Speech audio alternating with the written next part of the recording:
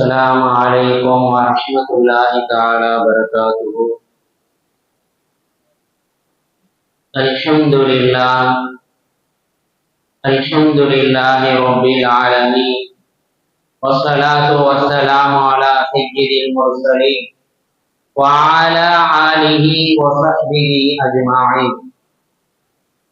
أما بعد، فقد قال الله تعالى في القرآن العظيم وفي الفرقان المجيد بعد أعوذ بالله من الشيطان الرجيم بسم الله الرحمن الرحيم أن تقول نفسي يا حسرة على ما فرطت في جنب الله وإن كنت لمن الصاغرين. وقال الله تعالى لكي لا تأسوا على ما فاتكم ولا تفرحوا بما آتاكم والله لا يحب كل مختال فخور. قال رسول الله صلى الله عليه وسلم من صلى جنازة وله قراءة ومن تبعه قراءتان. وقال عليه الصلاة والسلام எல்லாம் வல்ல அல்லாஹ்வின் அருளும் மேலான கருணையும் நாம் அனைவர்கள் மீதும் வந்து சேரட்டுமாக. நமது உயிரிலும் மேலான முஹம்மது முஸ்தபா ரசூலே கரீம் ஸல்லல்லாஹு அலைஹி வஸல்லம் அவர்களின் அன்பும் ஷஃபாஅத்தும் நாம் அனைவர்கள் மீதும் உண்டாகட்டுமாக. நமது மனைவி மக்கள், நமது உற்றார் உறவினர், உலகத்தில் உள்ள முஸ்லிமான முஃமினான ஆண் பெண் அனைவர்களுக்கும் அல்லாஹ் உடல் சுகத்தை நிரந்தரமாக நசீபாக்குவானாக.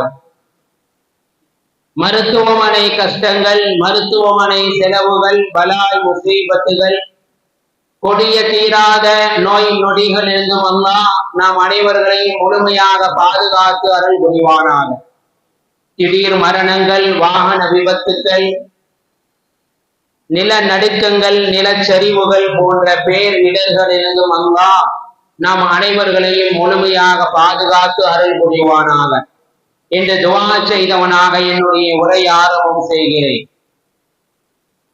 கண்ணியத்திற்கும் பெரும் மதிப்பிற்குரிய அல்லாஹ்வின் நல்லடியார்களே, இஸ்லாமிய பெருமக்களே, உலகத்திலே ஒரு மனிதன் ஒரு நல்ல அமல்களை தப்பிவிட்டால், நல்ல அமல்கள் செய்யக்கூடிய ஒரு சூழ்நிலை ஏற்பட்டு செய்ய முடியாத ஒரு நிலைக்கு அவன் தள்ளப்பட்டால் அவன் கவலைப்பட வேண்டும், அவன் வருத்தப்பட வேண்டும் என்பதாக குர்ஆன் நமக்கு சொல்லி காட்டுகிறது. குர்ஆனிலே அல்லாஹ் சொல்லுவான்,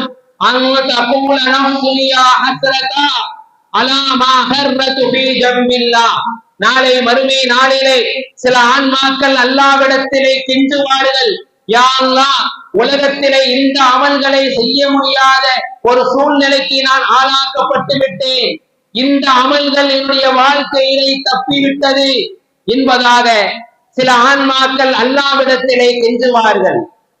அல்லாஹ் இன்னொரு இடத்திலே சொல்லி காட்டுவான், உலகத்திலே நீங்கள் எதிர்பார்த்த வாழ்க்கை உங்களுக்கு கிடைக்கவில்லையா, அதை நினைத்து நீங்கள் கவலைப்படாதீர்கள், அதை நினைத்து நீங்கள் வருத்தப்படாதீர்கள்.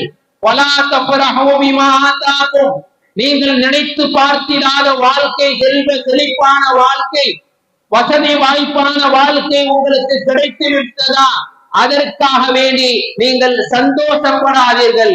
உங்களுடைய வாழ்நாளில் நல்ல அமல்கள் தப்பி போயிருந்தால், நல்ல அமல்கள் செய்யக்கூடிய சூழ்நிலை ஏற்பட்டு செய்ய முடியாத ஒரு நிலைக்கு நீங்கள் தள்ளப்பட்டால் அதற்காக நீங்கள் உலகத்திலே கவலைப்படுங்கள், அதற்காக வருத்தப்படுங்கள் என்பதாக அல்லாஹ் தன்னுடைய திருமறையின் வாயிலாக சொல்லி காட்டுகின்றார்.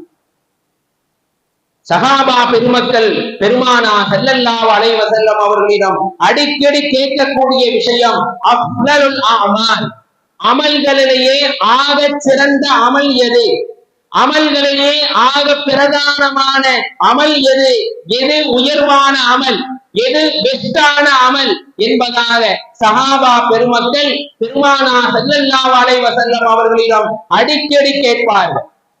தங்களுடைய வாழ்க்கையிலே அப்பேற்பட்ட உயர்வான அமல் தப்பி போய்விடக் கூடாது, நம்முடைய அமல்கள் நம்முடைய வாழ்நாளிலே எதை இழந்தாலும் நல்ல அமல்களை இழந்துவிடக் கூடாது என்பதிலே சகாபா பெருமக்கள் தீவிரமாக இருந்தார்கள். ஹஜ்ரத் அபூ ஹுரைரா ரலியல்லாஹு தஆலா அவர்கள் ஒரு ஹதீஸை அறிவிக்கின்றார்கள். அபூ ஹுரைரா அவர்கள் எப்பேற்பட்டவர்கள் என்று நமக்கு தெரியும். ஹதீஸ் துறையிலே மிகப்பெரிய ஜாம்பவான். 5000க்கும் மேற்பட்ட ஹதீசுகளை இந்த சமுதாயத்திற்கு தொகுத்து தந்திருக்கின்றார்கள். நாயகம் ஸல்லல்லாஹு அலைஹி வஸல்லம் அவர்களோடு ஒரு 4 வருடங்கள் தான் இருந்திருக்கின்றார்கள்.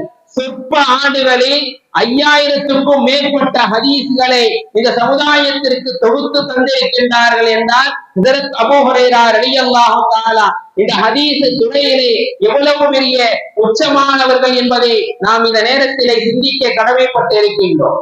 ஹஜ்ரத் அபூ ஹுரைரா அவர்கள் அறிவிக்கின்றார்கள், மன் ஸல்ல ஜனாஸத்தன், யார் ஒரு ஜனாஸாவுடைய தொழுகையிலே கலந்து கொள்கிறார்களோ வலஹு கிராத்துன், அவர்களுக்கு ஒரு கிராத் அளவு நன்மை இருக்கிறது என்பதாக ஹஜ்ரத் அபூ ஹுரைரா ரலியல்லாஹு தஆலா அவர்கள் அறிவிக்கின்றார்கள். இந்த ஹதீஸை அறிவிக்கின்ற பொழுது ஹஜ்ரத் இப்னு மஸ்ஊத் இப்னு உமர் ரலியல்லாஹு தஆலா போன்ற சஹாபா பெருமக்கள் இருக்கின்றார்கள். இப்னு உமர் ரலியல்லாஹு தஆலா எவ்வளவு பெரிய முஹத்தீஸ்.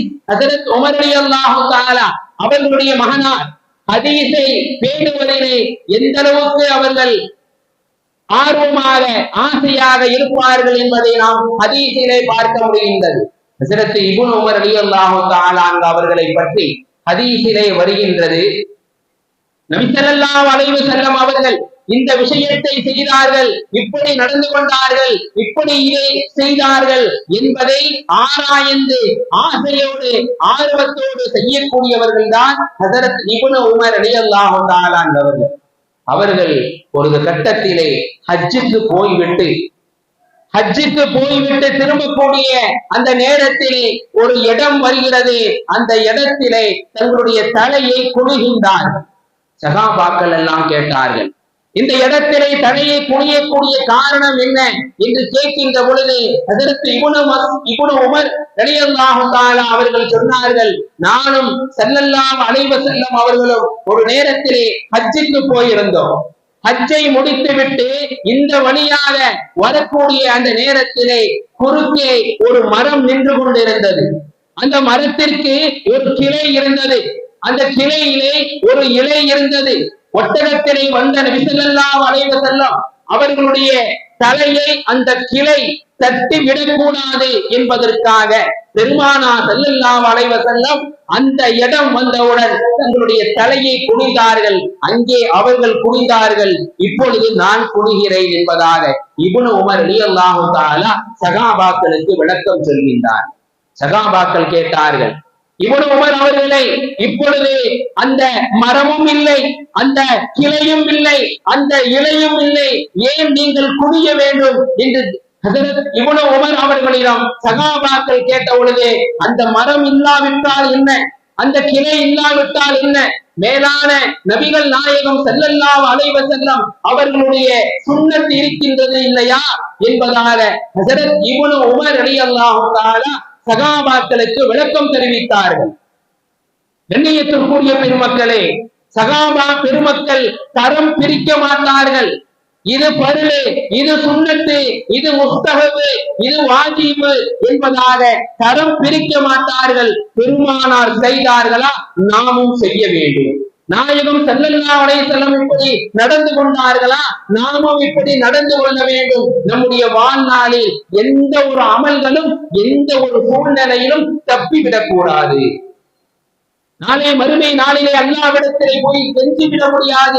யா அல்லாஹ், திரும்ப என்னை உலகத்திற்கு அனுப்பிவிடு, நான் நல்ல அமல்களை செய்துவிட்டு வருகிறேன் என்று அல்லாஹ்விடத்திலே நாளை மறுமையிலே நம்மால் சொல்ல முடியாது. ஆகையால் நல்ல அமல்களை நம்முடைய வாழ்நாளில் தப்ப விடாமல் நாம் பாதுகாத்துக் கொள்வது நம்முடைய கடமையாக இருந்து கொண்டிருக்கின்றது. பெருமானார் ஸல்லல்லாஹு அலைஹி வஸல்லம் அவர்கள் இந்த இடத்தினை சிரித்தார்கள் என்றால் நாமும் சிரிக்க வேண்டும். சிரிப்பு வருதோ இல்லையோ பெருமானார் சிரித்தார்கள், நானும் சிரிப்பேன் என்பதாக இருக்க வேண்டும். இதுதான் பெருமானார் ஸல்லல்லாஹு அலைஹி வஸல்லம் அவர்களுடைய சுன்னத்தை கடைபிடிக்கக்கூடிய ஒன்றாக இருக்கின்றது. இப்னு மஸ்ஊத் ரலியல்லாஹு தஆலா அவர்கள் ஒரு ஹதீஸை அறிவிக்கின்றார்கள். இந்த ஹதீஸை அறிவிக்கின்ற பொழுது இப்னு மஸ்ஊத் அவர்கள் சிரித்தார்கள். சுற்றி சகாபாக்கள் கேட்டார்கள், இது சிரிக்க வேண்டிய இடமில்லையே, ஹதீஸை அறிவிக்கின்ற பொழுது சிரிக்கின்றீர்களே, சிரிக்கக்கூடிய இடமில்லையே என்று சொன்னவுடன் இப்னு மஸ்ஊத் அவர்கள் சொன்னார்கள், இந்த ஹதீஸை சொல்கின்ற பொழுது பெருமானார் ஸல்லல்லாஹு அலைஹி வஸல்லம் அவர்கள் சிரித்தார்கள், ஆகையால் நானும் சிரித்தேன். நாயகம் ஸல்லல்லாஹு அலைஹி வஸல்லம் அவர்களிடம் சென்று கேட்கப்பட்டது, நபியே நாயகமே, இந்த ஹதீஸை சொல்கின்ற பொழுது நீங்கள் சிரித்தீர்களா என்று கேட்கின்ற பொழுது நாயகம் ஸல்லல்லாஹு அலைஹி வஸல்லம் அவர்கள் சொன்னார்கள், நான் சிரிக்கவில்லை, அல்லாஹ் சிரித்தான், அதனால் நானும் சிரித்தேன். நபி ஸல்லல்லாஹு அலைஹி வஸல்லம் அவர்கள் சிரித்தார்கள். ஒட்டுமொத்த சகாபாக்களும் அங்கே சிரித்தார்கள். ஹதீஸிலே வருகின்றது, எத்தனை லட்சம் மக்கள் அந்த ஹதீஸை அறிவிக்கின்றார்களோ அந்த ஹதீஸ் வருகின்ற பொழுது சிரிக்க வேண்டும், அதுதான் சுன்னத். நபி ஸல்லல்லாஹு அலைஹி வஸல்லம் அவர்கள் செய்தார்கள், ஆகையால் நானும் செய்கிறேன் என்ற ஒரு இடத்திற்கு வர வேண்டும். நம்முடைய வாழ்நாளில் எந்த ஒரு சூழ்நிலையிலும் நல்ல அமல்கள் தப்பி போய்விடக் கூடாது. உலகத்திலே நாம் எதிர்பார்த்த வாழ்க்கை நமக்கு கிடைக்கவில்லை, செல்வ செழிப்பான வாழ்க்கையை வாழ வேண்டும் என்பதாக கனவு கண்டிருப்போம், அந்த வாழ்க்கை தப்பி போயிருக்கும். அதை நினைத்து நீங்கள் கவலைப்படாதீர்கள், அதை நினைத்து நீங்கள் வருத்தப்படாதீர்கள் என்பதாக அல்லாஹ் தன்னுடைய திருமறையிலே சொல்லி காட்டுகின்றார். ஹஜ்ரத் அபூ ஹுரைரா ரலியல்லாஹு தஆலா அவர்கள் இந்த ஹதீஸை சொல்கின்றார்கள், மன் ஸல்ல ஜனாஸத்தன் வலஹு கிராத்துன், எந்த ஒரு மனிதர் ஜனாசா தொழுகையிலே கலந்து கொள்கிறாரோ அவருக்கு ஒரு கிராத் அளவு நன்மை. கிராத் அளவு என்றால் உகது மலை அளவு. உகது மலை எவ்வளவு பெரியது பார்த்தவர்களுக்கு தெரியும். ஒமன் தபியாவு, யார் அந்த ஜனாசா தொழுகை முடிந்த பிறகு அந்த ஜனாசாவை பின்தொடர்கின்றார்களோ அவர்களுக்கு 2 கிராத் அளவு நன்மை இருக்கின்றது என்பதாக ஹஜ்ரத் அபூ ஹுரைரா ரலியல்லாஹு தஆலா அவர்கள் அறிவிக்கின்றார்கள். பெருமக்களை, பின்பற்றுவது என்றால் என்ன? தொழுகை முடிந்த பிறகு அவரை நல்லடக்கம் செய்கின்றவரை, ஜனாசா தொழுகை என்பது தொழுகை அல்ல, அவருக்காக செய்ய வேண்டிய துஆ. முதல் தக்பீரிலிருந்து கடைசி தக்பீர் வரை, யா அல்லாஹ் இந்த மையத்தை நீ மன்னித்து விடு. உலகத்தில் இவன் எப்படி வேண்டுமானாலும் இருந்திருக்கான், நல்லவனோ கெட்டவனோ, நன்மை செய்தானோ தீமை செய்தானோ, எப்படி வேண்டுமானாலும் இருந்திருக்கலாம். ஆனால் இப்பொழுது இவன் மையத்தாக படுத்திருக்கிறான். தனக்காக செய்யக்கூடிய துஆ வேறு, தன்னுடைய சகோதரன் மறைவாக இருக்கின்ற பொழுது அவனுக்கு செய்ய வேண்டிய துஆ, அதை அல்லாஹ் விசேஷமாக ஏற்றுக்கொள்கிறான். இன்னும் ஒரு மையத்துக்காக துஆ செய்கின்ற பொழுது அவன் சாட்சியாளராக மாறிவிடுகின்றான். யா அல்லாஹ் இந்த மையத்தை மன்னித்து விடு. உலகத்தில் இவன் எப்படி வேண்டுமானாலும் இருந்திருக்கலாம். ஃபிரௌன் போன்ற உள்ள மனிதனுக்கும் நல்ல விஷயங்கள் இருக்கிறது என்பதாக ஹதீஸிலே வருகிறது. யாரையும் நாம் நல்லவன் கெட்டவன் என்பதாக அவன் மையத்தாக படுத்திருக்கின்ற பொழுது சொல்ல முடியாது, யா அல்லாஹ் இந்த மையத்தை மன்னித்து விடு என்பதாக அவனுக்காக வேண்டி துஆ செய்கின்ற பொழுது அல்லாஹ் ஏராளமான நன்மைகளை வழங்குகின்றான். ஹதீஸிலே வருகிறது, ஃபிரௌன் போன்ற மனிதன் எப்பேற்பட்ட கொடிய அரசன் என்பது நம்ம எல்லோருக்கும் தெரியும். ஆனால் அந்த ஃபிரௌனை பற்றி நல்ல விஷயங்கள் இருக்கிறது. பசி என்று வந்துவிட்டால் அந்த மனிதனுக்கு வயிறை நிரப்பாம ஃபிரௌன் அவனை விடமாட்டான். அவனுடைய ஆட்சியை பசியால் இறந்ததாக வரலாறு இல்லை. பெருமக்களே, அந்த ஜனாசா மையத்தாக படுத்திருக்கின்ற பொழுது, மையத்தாக இருக்கின்ற பொழுது அவர்களுக்காக துஆ செய்வது, அவர்களுக்காக ஜனாசாவுக்காக குழி தோண்டுவது, மண் அள்ளி போடுவது, இப்படி ஏராளமான காரியங்கள், நல்ல அமல்கள். இதை உங்களுடைய வாழ்க்கையிலே தப்பி விடாதீர்கள், தப்பி விட்டு விடாதீர்கள். இந்த அமல்களை ஒரு மனிதன் செய்தால் உகது மலை அளவு நன்மை இருக்கிறது, பின்பற்றினால் 2 உகது மலை அளவு நன்மை இருக்கிறது என்பதாக ஹஜ்ரத் அபூ ஹுரைரா ரலியல்லாஹு தஆலா இந்த ஹதீஸை அறிவிக்கிறாங்க. பக்கத்துல இப்னு உமர் ரலியல்லாஹு தஆலா நிறுத்துங்கன்னு சொல்றாங்க. நிறுத்துங்க ஹதீஸை, இதுவரை வாழ்க்கையில இந்த ஹதீஸை நான் கேள்விப்பட்டதே இல்லை. என்னுடைய அந்த ஹதீஸ் என்னுடைய கவனத்திற்கு வந்ததே இல்லை, புதிதாக ஒரு விஷயத்தை சொல்கின்றீர்களே, இது இந்த ஹதீஸ் சரியா இல்லையா என்பதாக அங்கே அன்றைய முஃப்தியாக இருக்கக்கூடிய ஹஜ்ரத் அன்னை ஆயிஷா ரலியல்லாஹு தஆலா அவர்கள் எப்பேற்பட்டவர்கள்? ஹதீஸ் தொடையிலே மிகப்பெரிய ஜாபமா 2210 ஹதீஸ்களை அன்னை ஆயிஷா ரலியல்லாஹு தஆலா நமக்கு தொகுத்து தந்திருக்கின்றார்கள். ஆண்களிலே அபூ ஹுரைரா என்றால், பெண்களிலே ஆயிஷா ரலியல்லாஹு தஆலா அவர்கள். குர்ஆன் இறங்குகின்ற பொழுது ஹதீஸை எழுதி வைப்பது கூடாது. குர்ஆன் இறங்கிக் கொண்டிருக்கின்றது, குர்ஆனுக்கு தான் முக்கியத்துவம் கொடுக்க வேண்டும். ஹதீஸில் அங்கே எழுதி வைக்க வேண்டிய சட்டம் இல்லை. ஆயிஷா ரலியல்லாஹு தஆலா எழுதி வைத்து பாடமாக்கவில்லை.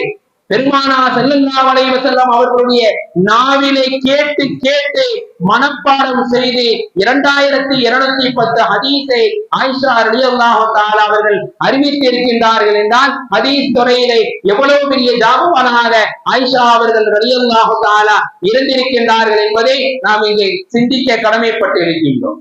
ஆயிஷா ரலியல்லாஹு தஆலா அவர்களிடம் போய் ஜனாசா தொழுகையில கலந்து கொண்டா, அந்த ஜனாசா தொழுகையில பின்பற்றினா 2 கிராத் அளவு நன்மை இருக்காமல, உகது மலை அளவு நன்மை இருக்காமல, ஸல்லல்லாஹு அலைஹி வஸல்லம் அவர்கள் சொல்லி இருக்கின்றார்களாம்ல. இது உண்மையா? இந்த ஹதீஸ் தானா என்று ஆயிஷா ரலியல்லாஹு தஆலா அவர்களிடம் கேட்ட பொழுது, ஆம், இந்த ஹதீஸ் பெருமானார் சொல்லி நான் கேட்டிருக்கிறேன் என்பதாக ஆயிஷா ரலியல்லாஹு தஆலா அவர்கள் சொன்னார்கள். பெருமக்களை, இப்னு உமர் ரலியல்லாஹு தஆலா அவர்கள் கவலைப்படுகின்றார்கள். தங்களுடைய கையை பிசைந்து கொண்டு சொன்னார்கள், இத்தனை நாட்களாக இந்த ஜனாசா தொழுகையிலே கலந்து கொண்டார், இவ்வளவு பெரிய நன்மை இருக்கிறதா? இதை நான் இழந்து விட்டேனே, இந்த அமலை என்னுடைய வாழ்நாளிலே தப்பி விட்டேனே என்பதாக கையை பிசைந்து கொண்டிருந்தவர்கள் கையிலே ஒரு கல்லை வைத்திருந்தார்கள். கோபத்திலே அந்த கல்லை தூக்கி எறிந்தார்கள். ஹஜ்ரத் இப்னு உமர் ரலியல்லாஹு தஆலா என்பதை நாம் ஹதீஸிலே காண முடிகின்றது. பெருமக்களே, எந்த ஒரு சூழ்நிலையிலும் எந்த ஒரு காலகட்டத்திலும் நம்முடைய வாழ்நாளிலே நல்ல அமல்களை தப்ப விட்டு விடக்கூடாது என்பதிலே நாம் கவனமாக இருக்க வேண்டும். ஹஜ்ரத் ஹசன் பஸ்ரி ரஹ்மத்துல்லாஹி அவர்கள் தங்களுடைய தந்தை வஃபாத்தான நேரம் ஹசன் பஸ்ரி ரஹ்மத்துல்லாஹி அவர்கள் சொல்கின்றார்கள், அல்லாஹ் நான் சொர்க்கம் செல்வதற்காக 2 வாசல்களை கொடுத்திருந்தான், அதிலே ஒரு வாசலை நான் இழந்து விட்டேனே என்பதாக ஹசன் பஸ்ரி ரஹ்மத்துல்லாஹி அவர்கள் சொன்னார்கள். தாயையும் தந்தையும் ஒழுங்காக வைத்து கவனிப்பது அல்லாஹ்வுடைய திருப்தி இருக்கிறது என்பதாக ஸல்லல்லாஹு அலைஹி வஸல்லம் அவர்கள் சொல்லி இருக்கின்றார்கள்.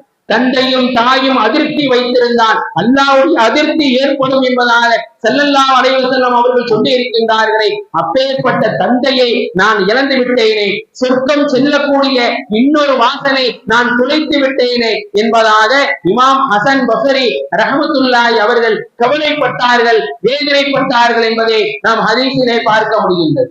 கண்ணியத்திற்குரிய அல்லாஹ்வின் நல்லடியார்களே, ஒரு இளைஞர், ஒரு கவிஞன் சொன்னார், வாழ்க்கையிலே எத்தனை காரியங்களையும் நீங்கள் இழந்து கொள்ளலாம், எவ்வளவோ பெரிய ஒரு விஷயத்தையும் நீங்கள் இழந்து கொள்ளலாம், ஆனால் ஒரு 5 காரியங்கள் இருக்கிறது, அதை நீங்கள் உங்களுடைய வாழ்நாளிலே இழந்து விடாதீர்கள். 5 காரியங்களை உங்களுடைய வாழ்க்கையிலே நீங்கள் இழந்து விடாதீர்கள். அதிலே ஒன்று, ஒரு ஆணிமுடைய இழப்பு, ஒரு சமுதாயத்தின் இழப்பு. ஒரு ஆணிமை நீங்கள் இழந்து விடாதீர்கள், இழந்தால் கவலைப்படுங்கள். 2வது சொன்னார்கள், ஒரு நல்ல நீதியான ஆட்சியாளர், அந்த நீதியான ஆட்சியாளரை உங்களுடைய வாழ்க்கையிலே நீங்கள் இழந்து விடாதீர்கள். 3வது சொன்னார்கள், இந்த மார்க்கத்திற்காக, இந்த தீனுக்காக போராடக்கூடிய போராளியை நீங்கள் இழந்து விடாதீர்கள். 4வது சொன்னார்கள், இந்த சமூகத்திற்கு சேவை செய்யக்கூடிய நல்ல வாலிபனை நீங்கள் இழந்து விடாதீர்கள். 5வது சொன்னார்கள், ஒரு வணக்கசாலி ஆவிதை உங்களுடைய வாழ்க்கையிலே நீங்கள் இழந்து விடாதீர்கள் என்பதாக ஒரு கவிஞன் சொன்னார். அப்படி இழந்து விட்டாலும் அதற்காக கவலைப்படுங்கள், வருத்தப்படுங்கள் என்பதாக குர்ஆன் நமக்கு எச்சரிக்கை செய்கின்றது.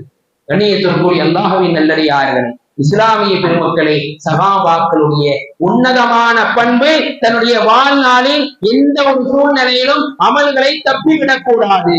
நாயகம் ஸல்லல்லாஹு அலைஹி வஸல்லம் அவர்கள் ஹஜ் செய்வதற்காக தங்களுடைய மனைவிமார்களை அழைத்து சென்றார்கள்.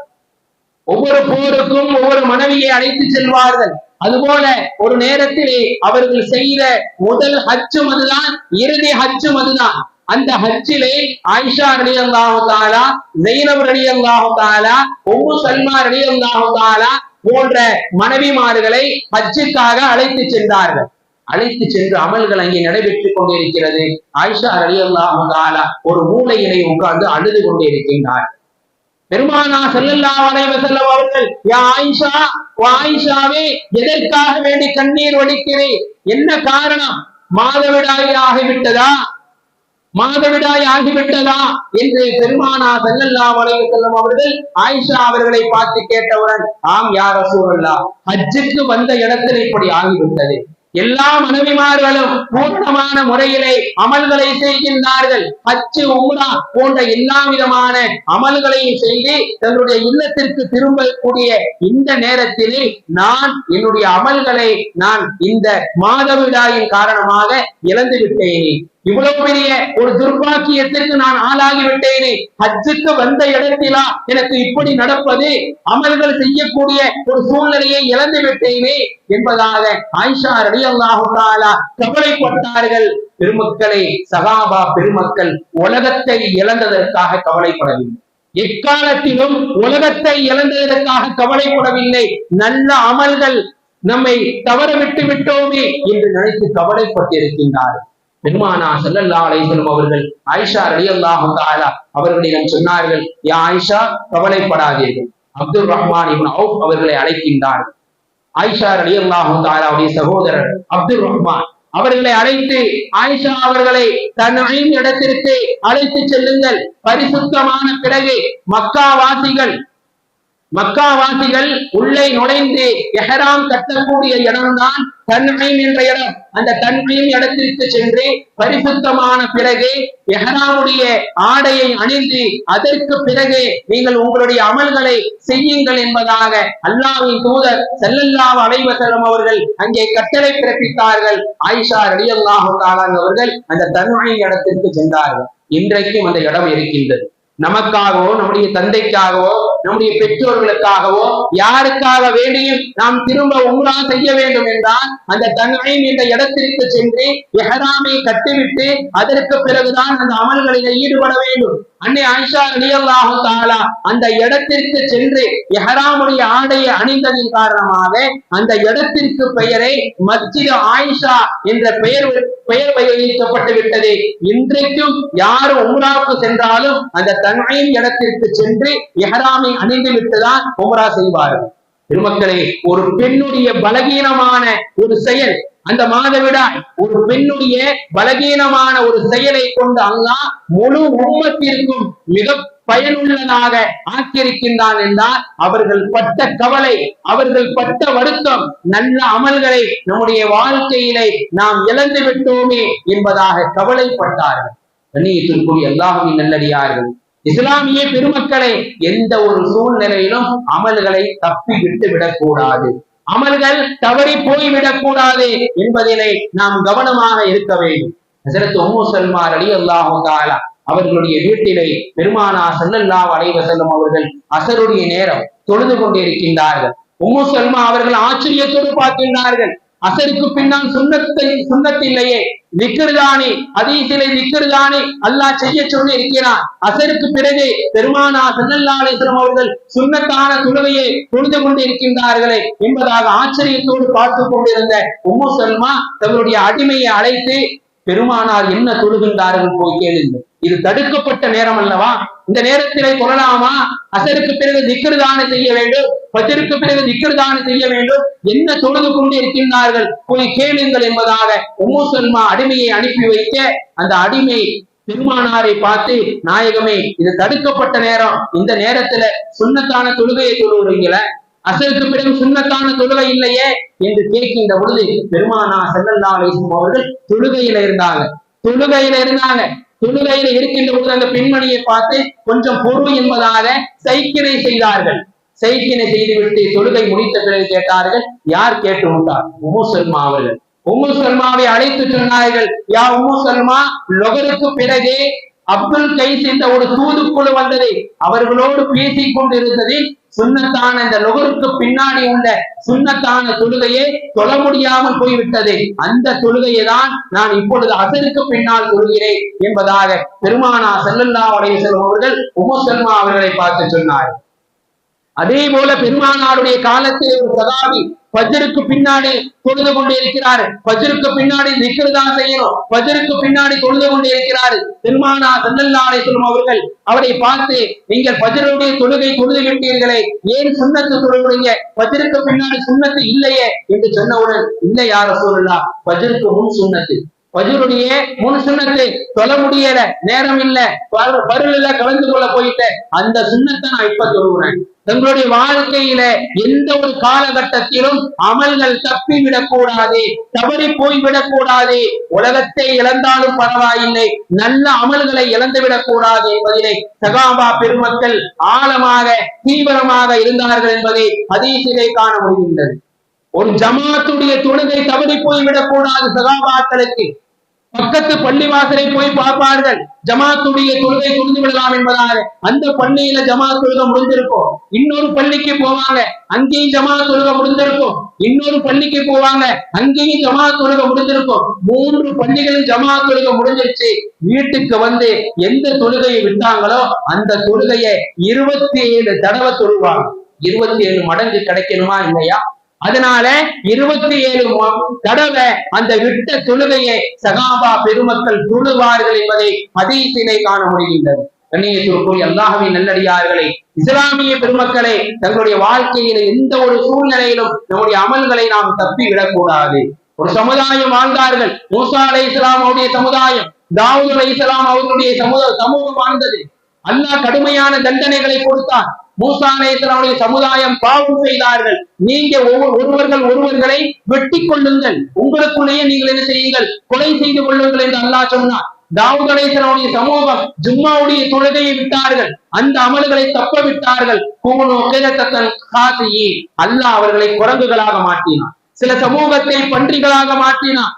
இப்படி நல்ல அமல்கள் தங்களுடைய வாழ்க்கையில தப்ப விட்டால் இந்த நிலைமை சகாபாக்களுடைய உன்னதமான நிலைமை. எந்த ஒரு சூழ்நிலையிலும் அமல்களை தப்பி விடக்கூடாது என்பதிலே ஆர்வமாக ஆசையாக இருந்தார்கள் என்பதை ஹதீஸிலே காண முடிகின்றது. கண்ணியத்திற்கும் பெருமதிப்பிற்குரிய அல்லாஹ்வின் நல்லடியார்களே, இஸ்லாமிய பெருமக்களே, தங்களுடைய வாழ்க்கையிலே எந்த ஒரு கட்டத்திலும் எந்த ஒரு சூழ்நிலையிலும் அமல்களை தப்ப விடாமல் அந்த அமல்களை நிரந்தரமாக நம்முடைய உயிர் மூச்சு இருக்கின்றவரை முழுமையாக செய்யக்கூடிய நல்ல மக்களாக அல்லாஹ் தஆலா ஆக்கி அருள் புரிவானாக. அதற்கு உண்டான ஆபியத்தையும் ஆரோக்கியத்தையும் கொடுத்து அருள் புரிவானாக. நீண்ட ஆயுளையும் நிறைந்த பாக்கியங்களோடு உலகத்திலே வாழக்கூடிய நசீபையும் பாக்கியத்தையும் வல்ல நாயன் நம் அனைவர்களுக்கும் தந்தருள் புரிவானாக. வாஹித் தவ்ஆனா அல்ஹம்துலில்லாஹி ரப்பில் ஆலமீன். அஸ்ஸலாமு அலைக்கும் வரஹ்மத்துல்லாஹி தஆலா வபரகாத்துஹு.